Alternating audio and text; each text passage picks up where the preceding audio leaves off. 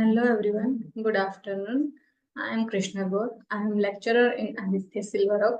Today I am going to teach you one of the most important topic in software engineering.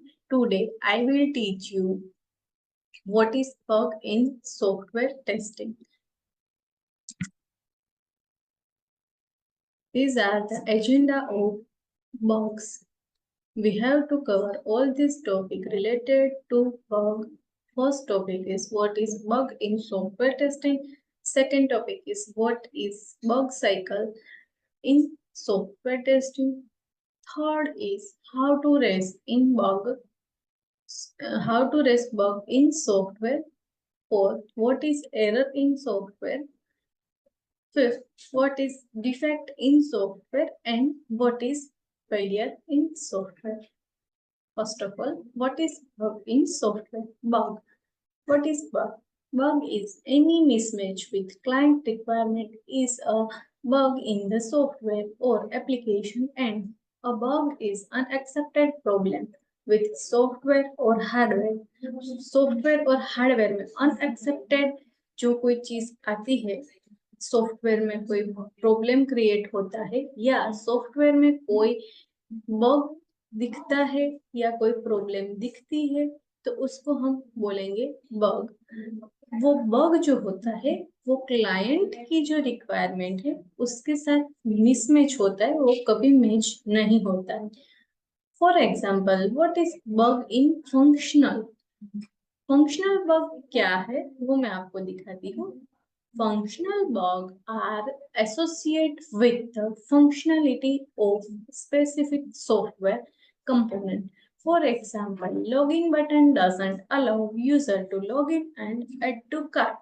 अब इसमें क्या है कि हम एक फॉर एग्जाम्पल लेते हैं कि कोई एप्लीकेशन है जो सॉफ्टवेयर एप्लीकेशन ऑनलाइन शॉपिंग पे काम कर रहे हैं, उसमें हम लॉग इन करते हैं और उसमें हमारे क्रेडेंशियल और ईमेल आईडी डालते हैं. उसके बाद लॉगिन करने चाहते हैं, लॉगिन बटन पे हम जब क्लिक करते हैं और लॉगिन नहीं हो पाता या तो अदर कोई पेज पे एप्लीकेशन या सॉफ्टवेयर रिडायरेक्ट नहीं होता, तो उस टाइम पे कुछ बग या कुछ इश्यू होते हैं, तो ये नहीं हो पाता है. दूसरा है कि हम कोई चीज एड टू कार्ट करते हैं और वो चीज कार्ट में ऐड किया है फिर भी नहीं दिख रहा है, तो is one type of bug in software और एप्लीकेशन.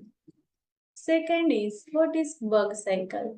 अब हमें बग फाइंड करने हैं तो इसके लिए हम बग साइकिल को यूज करेंगे. बग साइकिल के यूज करने से हम इजीली बग ट्रैक कर सकते हैं और इजीली बग फाइंड भी कर सकते हैं. इवन हम इजीली बग सॉल्व भी कर सकते हैं इन सॉफ्टवेयर और application.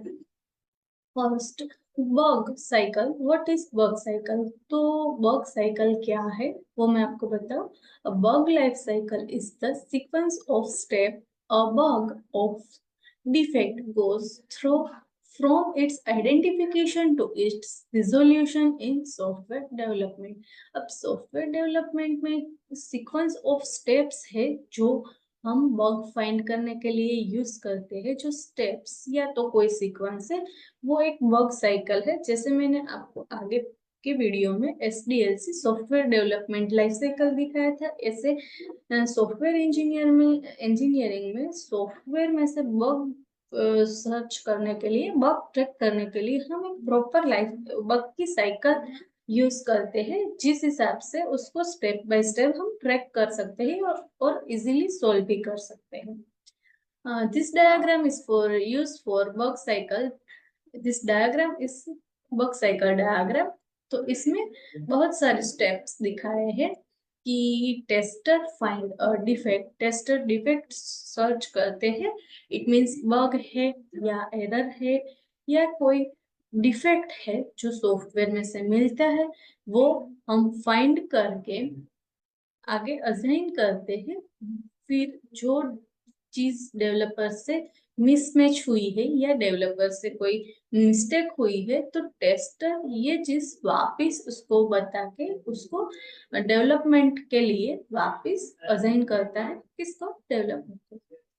Development project manager will analyse the defect. अब जो टेस्टर डिफेक्ट फाइंड करता है वो डायरेक्ट हम डेवलपर को नहीं दे सकते, वो हमारा जो टेस्ट लीड होगा या टेस्ट मैनेजर, हमारा टीम लीडर जो होगा, वो एनालाइज करेगा कि ये सही में डिफेक्ट आ रहा है या नहीं। वो सब एनालाइज करके आगे असाइन करेगा। अगर इसमें तीन प्रायोरिटी हो सकती है, बग रिजेक्ट भी हो सकता है, बग डेफर्ड भी हो सकता है, या तो बग डुप्लीकेट भी हो सकता है। अगर बग रिजेक्ट होता है, रिजेक्ट उस टाइम पे होता है जिस टाइम पे हमें लगता है कि एक्चुअल में ये बग है, पर एक्चुअल में बग होता नहीं है, वो डेवलपर की साइड से एक सोल्व किया हुआ पोर्शन है, और इसको हम जब बग दिखाते हैं तो वो रिजेक्टेड में जाता है। और दूसरा स्टेटस है डेफर्ड।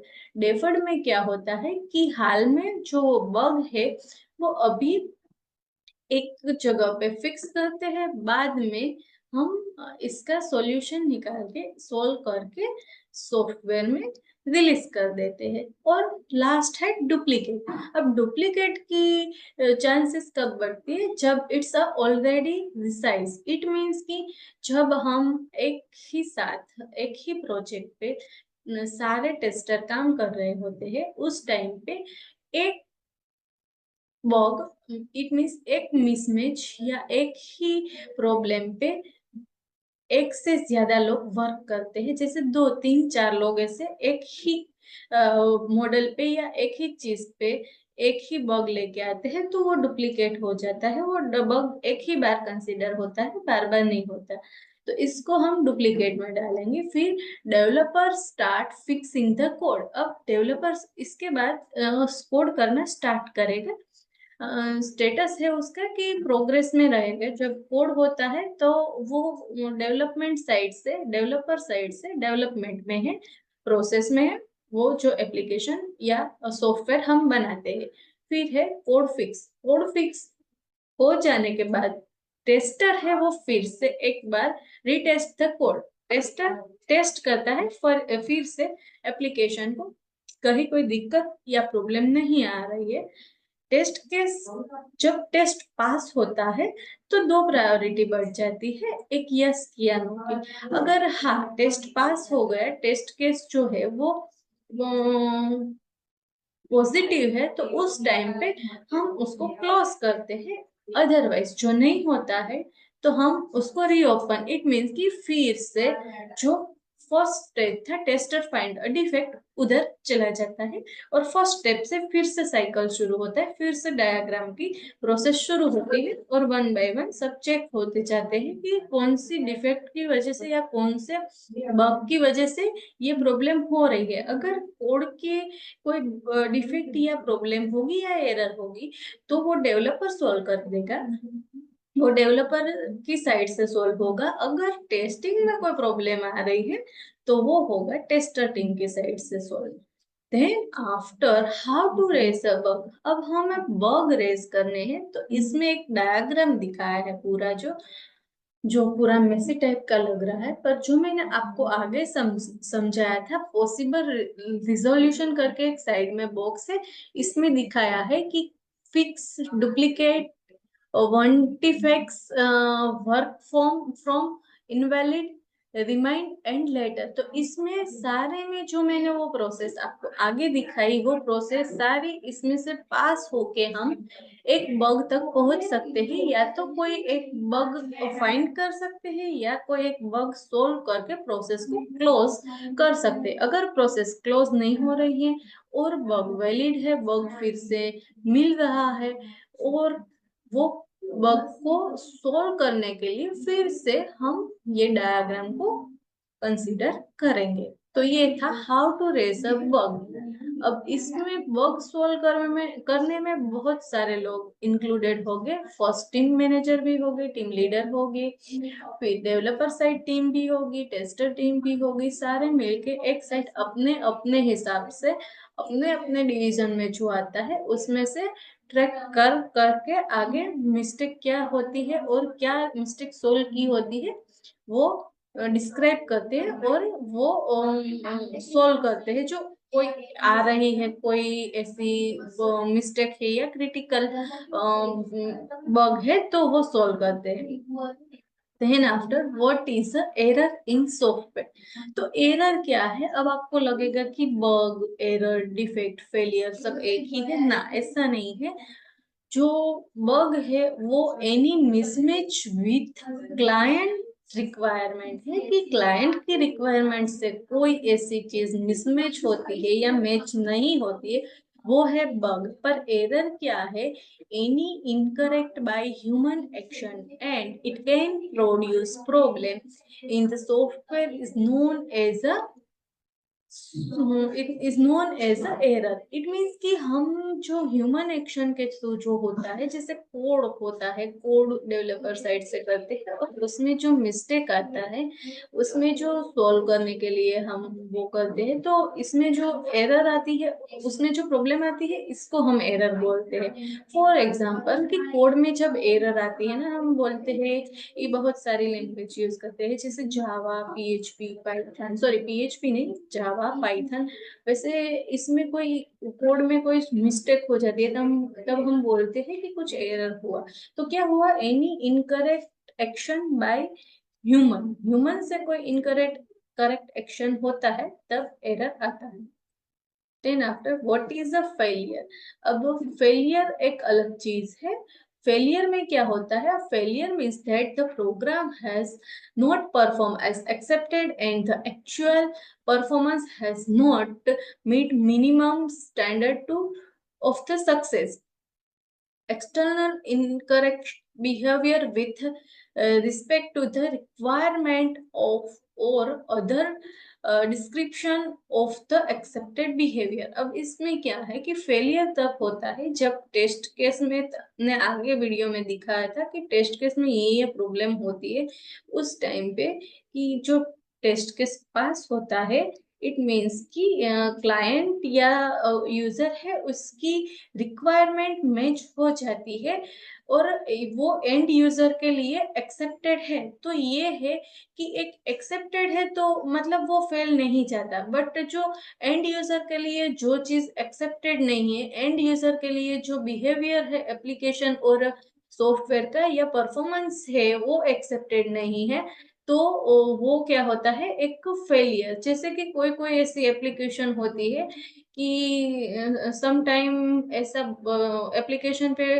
बढ़ जाता है, ज्यादा लोग एक साथ ही एक एप्लीकेशन ओपन कर रहे हैं, जैसे कि जीएससीबी का जब रिजल्ट आता है, सीबीएसई का रिजल्ट आता है 10th 12th का, तो उस टाइम क्या होता है कि रियल टाइम हम देखते हैं कि सम टाइम एप्लीकेशन ओपन ही नहीं हो रहा है या तो लिंक ओपन ही नहीं हो रहा।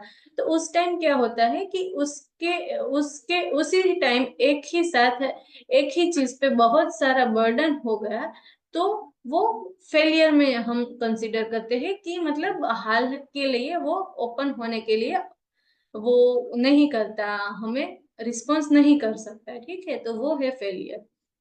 फॉर एग्जाम्पल फेलियर क्या है कि suppose circuit control a lamp 0 is equal to turn off and 1 is equal to turn off, and the output is physically shorted to 0. There is a flat as long as the user want the lamp off, there is no failure.